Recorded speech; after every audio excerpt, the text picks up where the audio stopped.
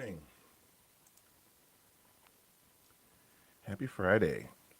It is 8 a.m.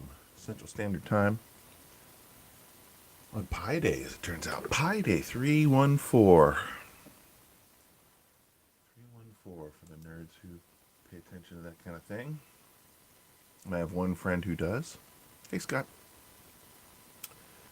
Uh, he is very nerdy.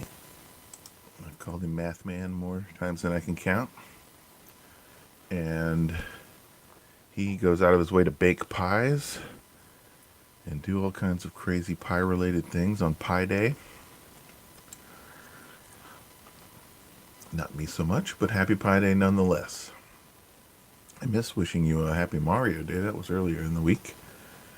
I saw it after the stream.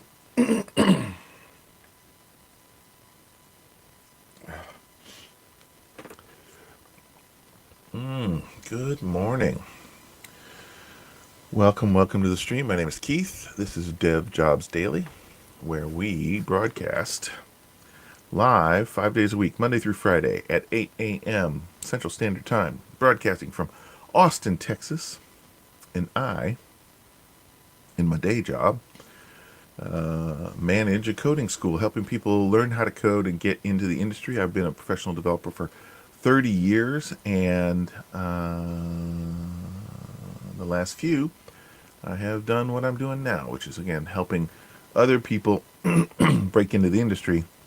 And in the last year, we've reorganized our program. We've pivoted our program to include upskillers, people who are already working in industry, who know that they need to increase their knowledge to stay current, to stay relevant, which has never been more true than now in a lot of ways, because AI is putting the squeeze on us, right? If AI is quickly becoming the ability, having the ability of a junior dev, that means all those junior devs out there got to level up and be mid-level devs who use AI, and all those mid-level devs who use AI need to level up to be senior devs. Those senior dev jobs are not going away. The mid-level jobs are not going away. The jobs for companies that work at very complex, with complex systems. I most recently worked at Dell. They have millions of lines of code in their code base. There's no way anytime soon that AI will have the full context of that. And of course, no human that works at Dell has the full context of that. If it was given the full context of that, it would probably melt down with all the bugs and duplicate code in there and messy stuff that humans in very complex systems create. But this is the world we're moving into, right? So we humans gotta level up our game, and then utilize these tools, these automation tools, to make us more effective, more productive. So that is the word of the day, the week, the year, the month, the future. Those are the words of the future, right? We need to continue to level up. This is not new. I started programming in the early 90s. I started web development in the mid 90s. I saw a lot of change through the late 90s and into 2000s. We went from building simple web pages to more complex web pages, then more complex web pages to simple web applications, then more complex web applications, mobile development. I've built web pages that had 3D interfaces. I've done a lot of different kinds of things in the last 30 plus years.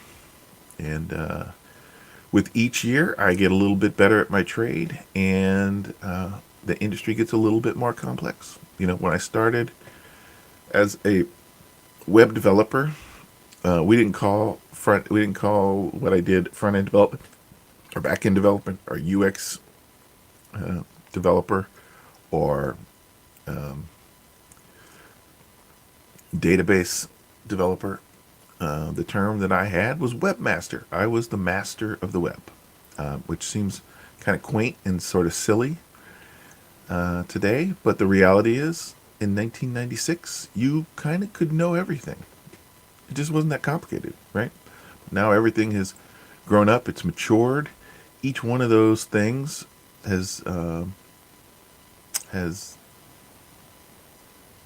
become its own job, and we specialized. We specialized because each one of those things, all those hats that we wore back in 1996, became their own job. And while understanding at a high level all those things is still important, if we're a web developer, we really need to understand the whole process to really be good team members, to work with other people on the team who do have those specializations. It's more important for us to kind of really go deep and become an expert in our little corner of the world. So that's where we're at. Welcome, welcome. I do two things primarily on this stream. The first is we look at the daily job counts. I get up every morning and I check Indeed.com and the numbers that are on Indeed.com for the newest job postings, and I graph them and chart them, and we get a sense of the trends going on in our industry. And frankly, news hasn't been great lately. Not awful, but it's not headed in the direction we'd like.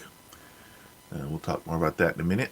And then the other part of that is really just looking at what's going on in the news, both specifically in tech and in the greater business world, because all that does kind of have an effect on us, right? If there are headwinds or tailwinds in the business world, that affects our company, and whether they're putting on hiring freezes or whether they're growing, adding more seats, creating more initiatives, developing more product. So we'll be looking at that. This week ends the 10 days of South by Southwest here in Austin, Texas. Big conference. The tech version of the conference, there are multiple conferences all rolled into one. The tech version of the conference ended technically Wednesday. There have been some more events, but they're primarily around the music festival. This year, I created an app which helped people find what's up with my app? There's a bug there. We shouldn't be seeing Thursday. We should be seeing Friday because, again, today is Friday. This app helps you find free things going on connected to in and around, but not necessarily sponsored by South by Southwest. And this map, if you were to look at it 10 days ago, would have been full of over 230 different events in and around town, all mapped out, all put on a timeline so we can see where and when they are. Again, these are primarily now music events, but if you are so interested in music and you happen to be in Austin, Texas right now, still a couple of things to go out and see, and they're all free. If you like bands, and many people do, seeing free shows is fun. And so there are a couple of those things left, but I'm really kind of gearing up towards next year. I built the app this year, and I really got it finished right at the beginning of South by Southwest. I didn't get a whole lot of chance to promote it per se, but next year I've got this full app working. Next year I'll just focus on getting data into it and marketing it and getting the word out. So that domain is at sxfreesw.com. That is sxfreesw.com. southbyfreesouthwest.com. Not affiliated with South by Southwest. Check it out. Tell your friends, and I'll fix this bug. Why is Thursday showing up? Wednesday wasn't showing up yesterday. Something curious there. I don't know. You build these apps, and some features don't appear or break until you really start using them. So there we go. But this app did help hundreds of people uh, over the course of the last 10 days find some really cool things to do around town. I got some nice reviews. Frankly, I was hoping for thousands of people getting the use out of it, but again, I ran out of time with marketing. All right, so let's get to the job numbers. Job numbers, and if you are new to the stream, I'm also happy to take a break and chat about whatever else you got going on. So if you feel the need, we are streaming live on Twitch, on YouTube, and on LinkedIn. If you have a question you'd like to ask about what's going on in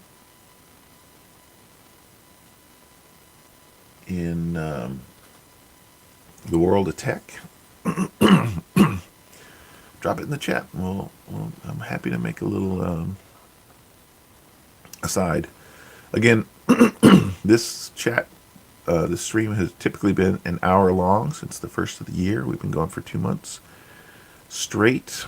I decided while we were on South by Southwest week, because I was rushing out to go to different events and gallivant around town, that we would cut the stream. Instead of stopping the stream, taking a break from it, I cut it down to 30 minutes instead. And the goal of this is really just to be a place to check in the morning while you're getting your job apps out. If you are in the market, or if you know somebody in the market looking for tech jobs, this stream was created as just a place to come hang out while you're getting out those job applications. Somebody to check in with every morning so you can get consistent and stay consistent in getting those job applications out. And I gotta say, in the last 8 days, I guess, I kind of like these 30-minute streams. They're short and punchy. I felt like I was kind of padding them out a little bit. So I think I'm going to stick with this 30-minute, roughly 30-minute stream. I'm going to go until we're done, as the audience builds and more people get in the habit of coming and utilizing this thing. Again, if you get some questions and things go long, and I'm happy to stretch it out as long as I feel like people are getting value out of it. But right now, the stream's really young. I haven't been doing a whole lot to promote it, and so the people who do stumble upon it are really just stumbling upon it. We only have 1 or 2 people who are consistently using it on different platforms every day. So for them, I definitely want to be here and continue to be here and consistent, but I want to use our time as much as we can, the best we can. So let's look at the job numbers in the last 7 days. It's been a downward trend. Not a huge downward trend. We're not falling off a cliff. And when we look at the last 6 months, it's kind of not out of the range of the average highs and lows of the last 2 months. We're kind of down at the bottom of where that was. I'd like to see that turn around and kind of head back in the other direction again. But of course, a lot of this has to do with, again, the headwinds in the business world, right? The current administration has been creating a lot of chaos. You can argue whether that is good or bad long term, but in the short term, it's definitely not great for the job market, because they're laying off a bunch of people nationwide. They are threatening and delivering tariffs on the world, which puts some businesses in certain verticals, really puts the squeeze on their bottom line. and their ability to predict the future. And when a company doesn't feel like they can predict the future, none of them really can. But if they don't believe that they can predict the future, they're less likely to take risks. Like if there's uncertainty in the marketplace, they're just they're going to circle the wagons. They're going to put on hiring freezes, and we've seen this week there were a couple of high-profile companies and universities who have put hiring freezes on. Again, not big layoffs from the business world. We're getting a bunch of layoffs from the government, but not as many in the business world. But what we are seeing is hiring freezes, which again affects our ability to see this number go up.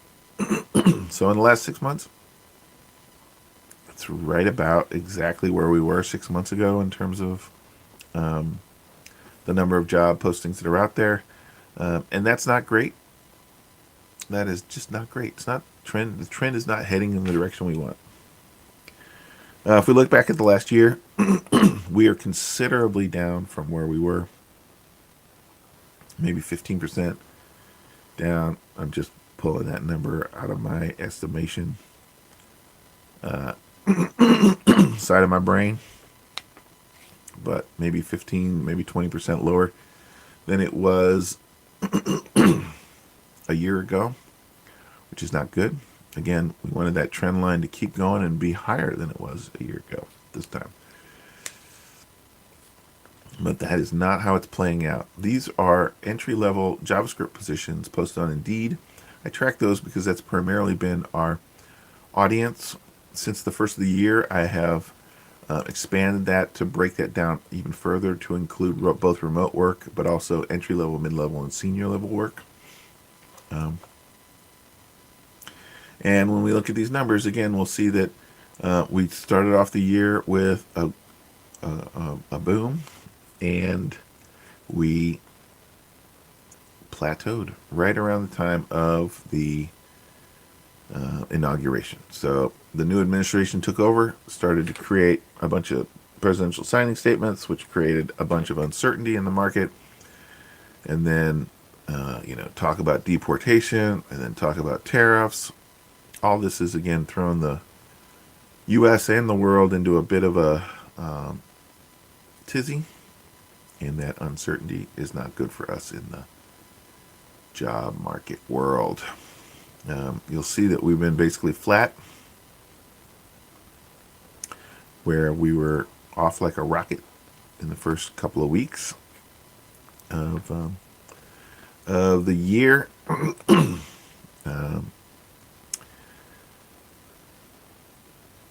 But it is what it is, right? It's not like there are no job applications coming out. We're still seeing, 450 job applications every day just on Indeed. Indeed represents about 15 to 20% of the marketplace. So you can multiply that overall number by 5 and get a rough number of how many job postings go out every day through all platforms. Certainly more than you can get out in a day in terms of job applications, right? So, if you're hustling, you're getting out 10, 20 job applications a day. Right now, there are about 100 remote job applications coming out for JavaScript developers, plus all the ones in your local area. Depending on the size of your city, there might be dozens more if you're in a larger metropolitan area. So all those, mean there's still plenty of job applications to get out every day. And we just want to be consistent with that. Just need to be consistent about that. All right. I am on in LinkedIn every day, all day. Oh, there's one of my connections who spent some time, had traveled from the UK, from England, to come to South by Southwest this week. And brought her son, as it turns out. Not a cheap trip. There's the cost of just coming over here, plus the badges are $1,000 plus each. So She spent a few dollars, and looks like she had a good time. Uh, Very cool. I watched the Scott Galloway presentation and Amy Webb's presentation. If you haven't seen these, they're both available on YouTube, and they're both a great thumbnail of kind of where the industry is and where it's heading, as much as anybody can predict that. So I would definitely check out Amy Webb's YouTube presentation. Both those are about an hour long and jam packed full of insights into where we are and where we're going. So I would definitely encourage that. There's also a series of stories on the LinkedIn newsfeed here, often that are helpful to us within the industry. So I'm going to hit a couple of them. Judge orders Fed workers reinstated. This is going to be an ongoing battle. We've talked about this for a couple of weeks now. The current administration is going crazy, laying people off, firing people, but so much of the government is unionized that it's not easy to fire people.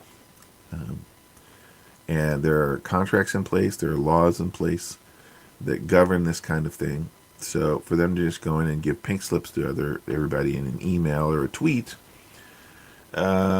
is, not legal in a lot of cases. So immediately the unions and individuals have gotten together and started suing the company to get both their jobs back, but plus back pay. So while there have been a lot of headlines of workers laid off in the federal government and the savings that will come with that, we won't really know what the savings or cost of that will be for probably a year at least, because of the way that governments and courts and all that stuff work. Two judges have ordered several federal agencies to reinstate thousands of probationary employees who were dismissed last month as part of a broad downsizing of the government workforce. The judge said workers from the agriculture, energy, interior, treasury, defense, and veterans affairs should be offered their jobs back. Well, that's an interesting phrasing of the term. Not get their jobs back, but be offered their jobs back.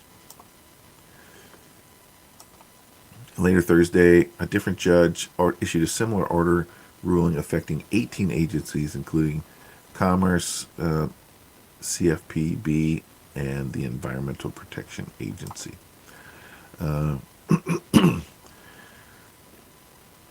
The government, for all of its inefficiencies, for all of its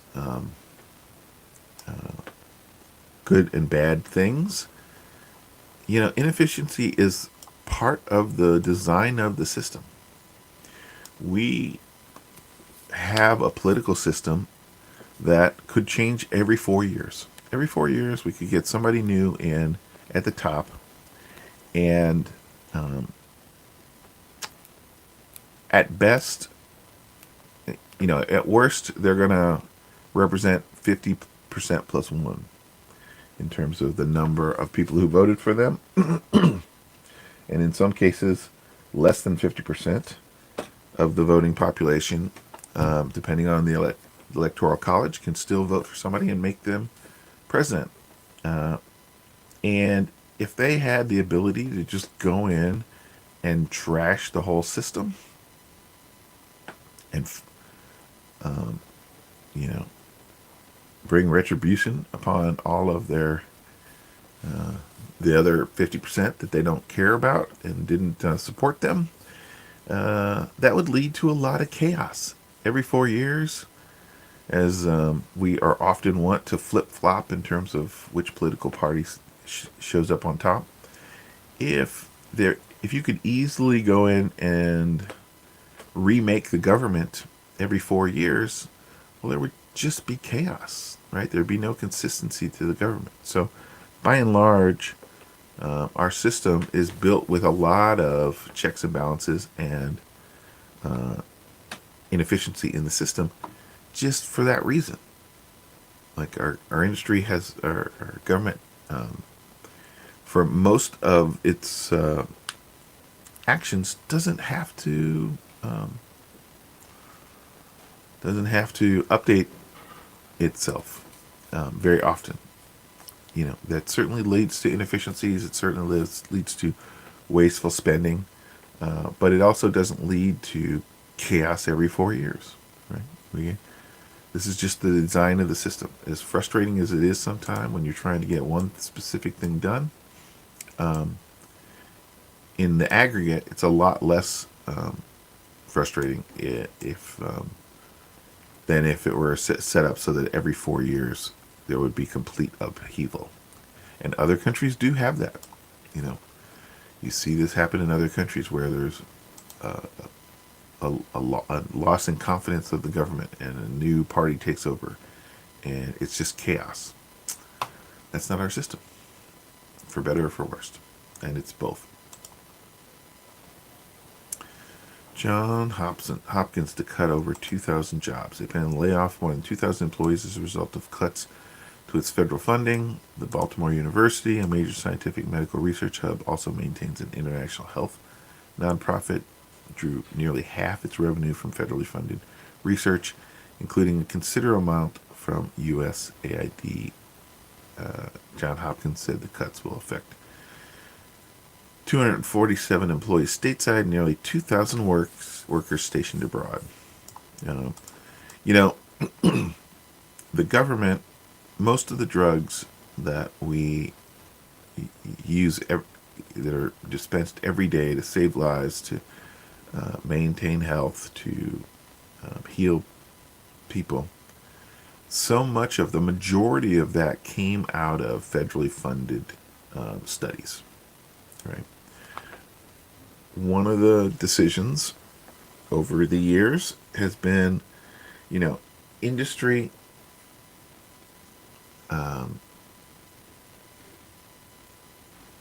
the drug industry, for some drugs, might have a perfect level of incentive for creating a drug. They know that if we figure out this drug, we would be able to sell this like gangbusters. So we're going to take a risk. We're going to put in a bunch of research. We're going to figure out something that our competitors don't have, and we're going to win that channel. Things like weight loss and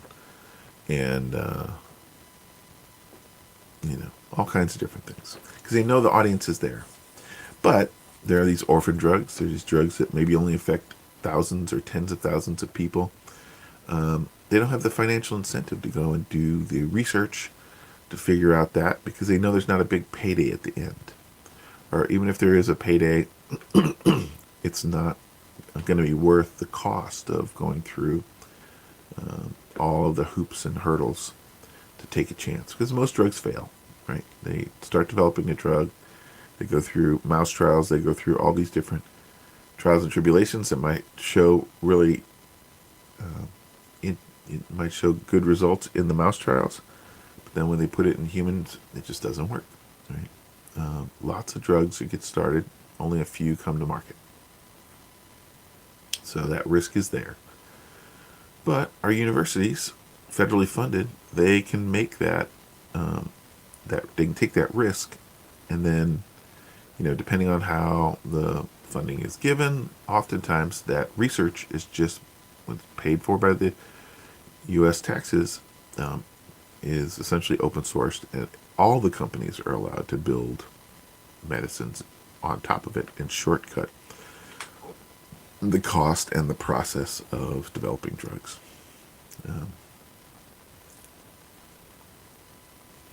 Again, there's a reason why these systems have developed the way that they do, and generally speaking, they work, right?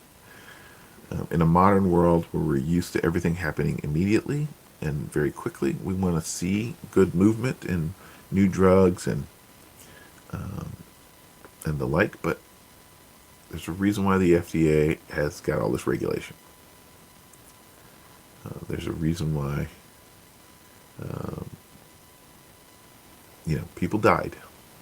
people died by untested drugs and scam snake oil stuff. And there are lots of things in place to safeguard the public for that reason. All right, well, it's 8:30 already. This zoom through. Let's hit two more stories, and then we'll wrap it up. Gold surged on to a record high. Again, uncertainty in the market tends to push gold up. Inflation heady 1980. Gold hit $3,800. It's already at $3,000 an ounce.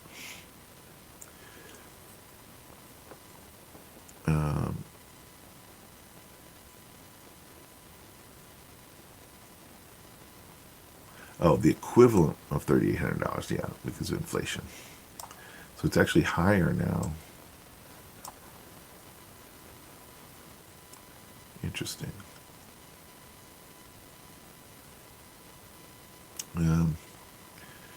I have a little bit of gold in my portfolio, not a whole lot.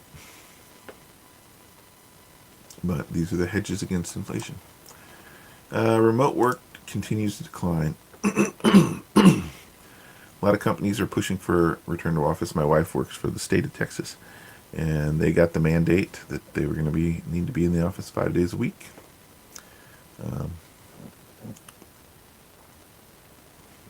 That's, the way things tend to be rolling. But of course, if we look at the remote work job postings, at least in tech, at least as programmers, it's not going down considerably. If anything, it's kind of leveled off. If we look at those remote job postings, which is the yellow line here in the last 6 months, it's definitely higher than it was, 5 months ago. So remote work is not going away. It's just we're sort of figuring out that some verticals, some job titles may be better to be in the office, and others maybe can work remotely fine. Okay, that's it. Let's wrap it up. Okay, I want to say the thing I say every Friday and have said for the last 10 Fridays. This is the 10th Friday, I think, maybe. I started this stream. 9th or 10th.